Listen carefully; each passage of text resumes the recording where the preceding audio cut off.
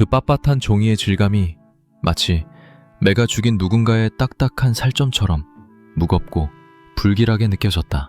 사이렌 소리가 카페 문턱까지 차오를 때마다 나는 내가 건너온 다리가 완전히 무너져 내리는 환청을 들었다. 우리는 앞문의 사이렌에 피해 쥐새끼처럼 카페 뒷문으로 빠져나왔다. 정비되지 않은 흙길은 밤새 내린 폭우에 녹아내려 끈적이고 비릿한 진흙탕 수렁이 되어 있었다. 말을 내디딜 때마다 쩌 하며 구두 밑창을 잡아 끄는 소리는 꼭 지옥의 손길이 나를 끌어내리는 소리 같았다. 30년 동안 매일 아침 거울을 보며 정갈하게 닦아 신던 내 수제화가 순식간에 시커먼 오물범벅이 되어 형체를 잃어갔다. 구두굽이 진흙 속에 박힐 때마다 내 자존심도 함께 진흙 속으로 처박히는 기분이었다. 지연 씨가 젖은 바닥에 휘청이며 내 팔을 다급하게 붙잡았다. 그녀의 순결해 보이던 하얀 원피스 자락에 시커먼 진흙이 튀어 흉측하고 더러운 얼룩을 남겼다. 그 얼룩은 꼭 우리가 저지른 배신과 욕망이 우리 인생에 새겨놓은 지워지지 않는 낙인 같았다. 차가운 빗물이 눈으로 흘러들어 시야를 가렸고 젖은 셔츠는 이미 몸에 쩍쩍 달라붙어 숨을 쉴 때마다 가슴을 압박해왔다. 빗줄기는 사정없이 우리를 채찍질하며 어서 도망가라고 아니면 어서 자백하라고 재촉하는 듯했다. 나는 결코 뒤를 돌아보지 않았다. 그 뒤편에는 내가 등진 30년의 세월과 자식들의 실망 어린 눈빛 그리고 아내의 피 맺힌 원망이 검은 파도가 되어 우리를 집어삼키려 도사리고 있었기 때문이다. 우리는 어둠 속에서 오직 서로의 거친 숨소리에 의지해 진흙탕을 헤쳐나갔다. 빗줄기를 뚫고 지연 씨의 작은 소형차 안으로 몸을 던지듯 실었다. 문을 닫는 순간 외부의 거친 빗소리는 둔탁하고 낮은 기계음으로 변하며 우리를 좁은 공간에 가두어 버렸다. 차 안은 순식간에 우리의 가쁜 숨소리와 이산화탄소로 가득 찼다. 차가운 유리창엔 하얀 습기가 뿌옇게 서려 세상과의 모든 시각적 연결을 차단했다. 우리는 이제 이 한 평도 안 되는 고철, 상자 안에 갇힌 단둘뿐인 생존자이자 세상으로부터 추방당한 범죄자가 되었다. 나는 핸들을 움켜쥔 지연 씨의 손을 보았다. 마디마디가 하얗게 질려 경련하고 있었다. 노후된 에어컨 가동 소리가 웅 하고 낮게 울리며 정막을 메웠다. 시트에서 배어나오는 오래된 먼지, 냄새와 그녀의 농밀한 복숭아 향기가 뒤섞여 뇌를 마비시키는 기묘한 안도감을 주었다. 부장님, 이제 정말 돌아갈 수 없겠죠? 우린 이제 어디로 가는 건가요? 그녀의 절망적인 고백에 나는 기어를 거칠게 넣으며 답했다. 돌아갈 곳 따위 이미 내 손으로 불태워버렸어. 이제 우리에겐 앞만 있을 뿐이야. 설령 그 끝이 낭떠러지일지라도. 차는 빗물 섞인 아스팔트 위를 미끄러지듯 어둠 속으로 질주하기 시작했다. 와이퍼가 빗물을 닦아낼 때마다 드러나는 세상은 온통 굴절되고 일그러져 있었다. 와이퍼가 비명을 지르며 유리창을 긁어대는 소리는 마치 내 파멸을 알리는 시대추의 카운트다운 같았다. 국도를 따라 끝없이 늘어선 주황색 가로등들이 일정한 간격으로 차 안을 비추고 사라지기를 반복했다. 빛이 쏟아져 들어올 때마다 지연 씨의 창백한 옆벌굴이 섬광처럼 보였다가 다시 깊은 어둠 속으로 잠기곤 했다. 그 찰나의 순간에 비친 그녀의 눈동자에는 형언할 수 없는 두려움과 끝을 알 수 없는 열망이 공존하고 있었다. 주황색 가로등 불빛은 노련한 최면술사의 시계추처럼 내 의식을 흐릿하게 흔들었다. 나는 내가 지금 어디로 향하는지 아니면 무엇으로부터 이토록 비겁하게 도망치고 있는지조차 잊어버리고 싶었다. 타이어가 길가에 고인 웅덩이를 지날 때마다 터져나오는 거대한 물보라. 소리가 내 귓가를 때리며 현실을 일깨웠다. 가로등 불빛이 하나씩 지나갈 때마다 내 인생에 소중했던 기억들도 하나씩 뒤로 밀려나 소멸해갔다. 우리는 빛과 어둠의 경계를 반복해서 가로지르며 실존하지 않는 낙원을 향해 폭주하고 있었다. 주황색 불빛은 마치 우리를 따라오는 유령의 눈동자처럼 끈질기게 차 안을 파고들었다. 인적 끊긴 이름 없는 간이 휴게소에 차를 세웠다. 전광등이 지직거리며 깜빡이는 식당 안은 파리하고 차가운 냉기가 유령처럼 감돌았다. 우리는 가장 구석진 자리에 앉아 김이 모락모락 나는 우동 한 그릇을 시켰다. 비릿한 멸치 육수 냄새가 코끝을 찔렀다. 젓가락을 들어 면을 입에 넣었지만 밀가루의 퍽퍽하고 메마른 질감이 혀끝에 닿을 뿐 아무런 맛도 느껴지지 않았다. 입안에 감도는 것은 오직 가공된 밀가루의 비린맛뿐이었다. 그것은 생존을 위해 혹은 이 불안을 잠재우기 위해 무언가를 끊임없이 씹어 삼켜야 한다는 짐승 같은 강박일 뿐이었다. 지연 씨는 국물 한 모금조차 마시지 못한 채 유리창을 타고 흐르는 빗줄기만 유령처럼 바라보았다. 그녀의 뺨을 타고 흐르는 것은 빗물인가 아니면 소리 없는 눈물인가. 벽에 걸린 낡은 텔레비전에서는 실종된 50대 남성과 사내 스캔들에 대한 자극적인 뉴스가 흘러나오고 있었다. 내 이름이 환청처럼 들려와 우동 그릇을 바닥에 엎지를 뻔했다. 옆 테이블에서 혼자 밥을 먹던 기샤가 우리를 빤히 쳐다보는 시선이 마치 칼날처럼 등에 꽂혔다. 우리는 서로를 보지 못한 채 그 비릿한 육수 속으로 침몰해갔다. 휴게소 화장실의 누런 조명 아래에 섰다. 금이 간 거울 속에 비친 남자는 더 이상 30년 근속의 당당한 조부장이 아니었다. 머리카락은 젖어 이마에 추하게 달라붙었고 눈가에는 깊은 절망과 죄악의 주름이 패여 있었다. 피부는 잿빛으로 변해 있었고 초점을 잃은 눈동자는 죽은 생선의 그것처럼 탁했다. 나는 찬물을 틀어 얼굴에 거칠게 끼얹었다. 얼음처럼 차가운 물이 피부에 닿을 때마다 정신이 번쩍 드는 고통이 찾아왔다. 하지만 물기를 닦을 수건조차 없어 나는 젖은 손으로 셔츠 자락을 미친 듯이 문질렀다. 거울 속의 남자가 나에게 비웃듯 묻는 것 같았다. 너는 지금 무엇을 위해 그 가증스러운 춤을 추고 있나? 너의 끝은 어디인가? 한낮 복숭아 향기에 영혼을 판 늙은이야. 나는 대답 대신 거울을 외면했다. 닦아내고 씻어내도 결코 지워지지 않는 내 죄의 냄새가 화장실의 자극적인 락스 냄새와 섞여 역하게 진동했다. 나는 그곳에서 내가 저지른 인생의 오물을 구토하듯 쏟아내고 싶었다. 세면대에 떨어진 핏물 섞인 침이 내 비참한 현실을 선명하게 보여주었다. 다시 고속도로 위로 차를 올렸다. 뒷줄기는 이제 선을 넘어 폭력적으로 변해 있었다. 차체 위를 때리는 소리가 마치 수만 개의 예리한 바늘이 금속판을 사정없이 찌르는 것 같아 귀가 먹먹해질 지경이었다. 옆 차선에서 거대한 덤프트럭이 괴성을 지르며 지나갈 때마다 우리 차는 비명을 지르는 종이장처럼 위태롭게 휘청거렸다. 트럭 바퀴에서 뿜어지는 거대한 물보라가 순식간에 앞유리를 집어삼키며 시야를 칠흑 같은 암흑으로 만들 때마다 나는 죽음의 문턱을 넘나드는 기분이었다.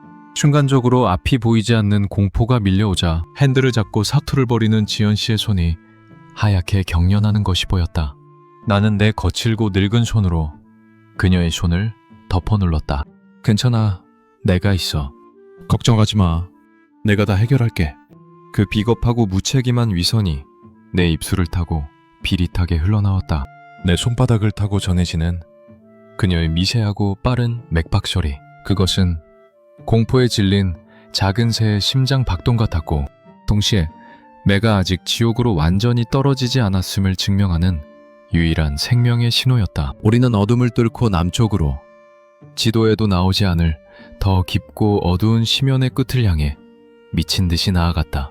국도변 외딴 곳에 비명을 지르듯 서 있는 낡은 모텔 앞에 차를 멈췄다. 네온사인 하나가 지직거리며 꺼져가는 그곳에 카운터벨을 누르자 찌든 담배 냄새와 노인취를 부기는 남자가 나타나 낡은 금속 열쇠를 내주었다. 열쇠 끝에 달린 커다란 플라스틱 조각에는 305호라는 숫자가 지워질 듯 새겨져 있었다. 그 딱딱한 촉감이 내 손바닥에 굳은 살을 아프게 파고들었다. 방 문을 여는 순간 가장 먼저 우리를 반긴 것은 환기되지 않은 오래된 곰팡이 냄새와 전 투수객이 남기고 간 싸구려 분말시킨 향의 잔상이었다. 바닥에 깔린 붉은 카페트는 수많은 발자국에 닳고 헤어져. 마치 누군가의 오래된 피가 말라붙어 썩어가는 것 같은 섬뜩한 형상을 하고 있었다. 지연 씨는 눅눅한 침대 끝에 앉아 어깨를 파르르 떨며 바닥만 바라보았다. 나는 창문을 열어 비릿한 공기를 바꾸려다 멈췄다. 밖은 여전히 광기 어린 폭우가 쏟아지고 있었고 그 거친 빗소리가 우리를 추적하러 온 누군가의 무거운 발소리처럼 들렸기 때문이다. 우리는 그 좁고 불결한 방 안에서 서로의 거친 숨소리조차 죄악처럼 조심해야 했다. 낡은 모텔방의 문을 잠그는 순간 우리는 더 이상 도망칠 곳 없는 막다른 골목에 도달했음을 직감했다. 우리는 아무런 대화도 찰나의 시선 교환도 없이 빗물에 절은 옷들을 한 겹씩 허물처럼 벗어내렸다. 바닥에 떨어진 내 젖은 정장 상의가 철펑하고 기분 나쁘고 둔탁한 소리를 냈다. 그것은 내가 평생을 쌓아온 사회적 지위와 가장으로서의 껍데기가 오물 속으로 추락하여 짓눌리는 파여름이자 조영남이라는 인간의 마지막 위선이 바닥을 치는 소리였다. 지연 씨의 하얀 어깨가 파리하게 깜빡이는 형광등 아래서 귀신처럼 창백하고도 노골적으로 빛났다. 빗물에 젖어 살결에 감겨있던 천이 떨어져 나갈 때마다 공기 중에는 지독하게 달콤한 복숭아 향기가 안개처럼 피어올랐다. 그 매끄러운 살결은 오늘따라 잔인할 정도로 아름다워 보였고 그 백색의 곡선들은 나를 파멸로 이끄는 유혹의 덫처럼 느껴졌다. 나는 떨리는 손을 뻗어 그녀의 가녀린 어깨에 손을 올렸다. 에어컨의 냉기와 빗물의 습기가 우리 사이에 좁은 빈틈을 메웠지만 맞닿은 살결에서 전해지는 미세한 온기는 이상하리만큼 뜨거워 내 메마른 손끝이 타들어가는 듯한 전율을 선사했다. 그녀의 몸에서 뿜어져 나오는 농밀한 향기가 모텔방 특유의 퀴퀴한 악취를 집요하게 지워나갔다. 그것은 우리가 붙잡은 최후의 구원이었을까? 아니면 우리를 영원한 지옥으로 인도하는 악마의 달콤한 전조였을까? 우리는 서로의 차가운 체온에 비겁하게 의지하며 멈추지 않는 육체의 본능적인 떨림을 필사적으로 억누르려 애썼다. 그 숨막히는 침묵 속에서 우리는 서로가 서로를 묻어줄 무덤임을 본능적으로 직감하고 있었다. 눅눅한 침대 위로 몸을 누이자 낡은 시프린이 끼익하고 날카롭고 불쾌한 비명을 질렀다. 그 소리는 꼭 집에서 나를 기다리다 미쳐버릴 아내 미연의 처절한 비명 같기도 했고 내 밑바닥에 남은 마지막 양심의 뼈마디가 가루가 되어 찢어지는 파여름 같기도 했다. 어둠 속에서 나는 지연 씨의 가쁜 숨소리와 요동치는 박동에 온 신경을 집중했다. 정막은 밖에서 들리는 폭우 소리보다 더 무겁고 끈적하게 우리를 짓눌렀다. 그녀는 내 가슴팍에 뜨거운 얼굴을 묻고 소리 없이 하지만 격렬하게 어깨를 들썩이며 울고 있었다. 그녀의 뜨거운 눈물이 내 가슴에 닿을 때마다 그것은 눈물이 아니라 독한 황산처럼 내 살을 파고드는 화상으로 번졌다. 나는 그녀의 젖은 머리카락을 천천히, 아주 천천히 쓸어내렸다. 손가락 사이로 미끄러져 빠져나가는 그 부드럽고 가벼운 질감이 너무나 비현실적이어서 나는 지금 내가 거대한 악몽의 늪에 빠져 허우적대고 있는 것은 아닌지 몇 번이나 자문했다. 하지만 모텔 벽지 너머로 들려오는 끊이지 않는 폭우의 굉음이 이것이 결코 도망칠 수 없는 참혹하고 비릿한 현실임을 냉혹하게 일깨워 주었다. 나는 현실을 외면하듯 눈을 감았지만 어둠 속에서도 그녀의 복숭아 향기는 더욱 짙게 나를 고문하며 내 핏줄 속으로 파고들었다. 우리는 서로의 피부를 탐닉하며 이 밤이 지나면 마주할 파멸의 빛을 두려워하고 있었다. 이 좁은 침대는 세상에서 가장 선정적이고도 슬픈 도살장이었다. 새벽 3시 참을 수 없는 허기와 정신적인 공허함을 견디다 못해 근처 편의점으로 나갔다. 빗줄기는 가늘어졌지만 새벽 공기는 면도날처럼 차가워져 내 볼을 베어 물었다. 편의점의 자비 없는 하얀 형광등 조명이 내 일그러진 얼굴과 죄악을 낱낱이 밝히는 것 같아 나는 모자를 더욱 깊게 눌렀었다. 차가운 플라스틱 통에 담긴 도시락 2개를 사들고 돌아왔다. 전자레인지에 데워진 도시락에선 인공적인 플라스틱 냄새와 자극적인 조미료 향이 역하게 뒤섞여 풍겼다. 밥알은 설익은 듯 입안에서 따로 놀며 서걱거렸고 싸구려 소시지는 고무를 씹는 듯 몸이 건조했다. 지연 씨와 나는 침대 밑 바닥에 마주 앉아 그 비참한 식사를 묵묵히 마쳤다. 우리는 서로의 눈을 필사적으로 피했다. 이제 우리가 공유하는 것은 숭고한 사랑의 결실이 아니라 함께 무너져 내리는 폐잔병들의 비겁한 동지애와 서로에 대한 혐오뿐이었다. 젓가락이 플라스틱 용기를 긁는 소리만이 방안을 메웠다. 모텔 커튼 틈새로 잿빛 새벽빛이 칼날처럼 날카롭게 스며들었다. 비는 멈췄지만 하늘은 여전히 낯빛 구름으로 무겁게 내려앉아 세상을 짓누르고 있었다. 나는 창문을 열고 비릿하고 차가운 새벽 공기를 깊게 마셨다. 폐부 깊숙이 들어오는 찬바람이 오히려 뜨거운 내 속을 난도질했다. 멀리 국도에서 들려오는 첫 차의 소음이 잔인한 일상의 시작을 알리고 있었다. 하지만 나에게 그것은 일상의 시작이 아니라 완벽한 종말의 전주곡이었다. 잠에서 깬 지연 씨가 헝클어진 머리로 멍하니 창밖을 보는 내 뒷모습을 향해 나직하게 물었다. 부장님, 우리 이제 정말 어디로 가야 하죠? 우리에게 내일이 있긴 한가요?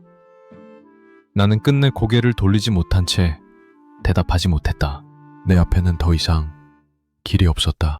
오직 그녀와 함께 추락할 안개 속에 입을 벌린 끝이 보이지 않는 깊은 낭떠러지만이 우리를 기다리고 있을 뿐이었다. 조부장의 육막은 그렇게 희망 한 점 없는 잿빛 새벽과 함께 처참하게 막을 내리고 있었다.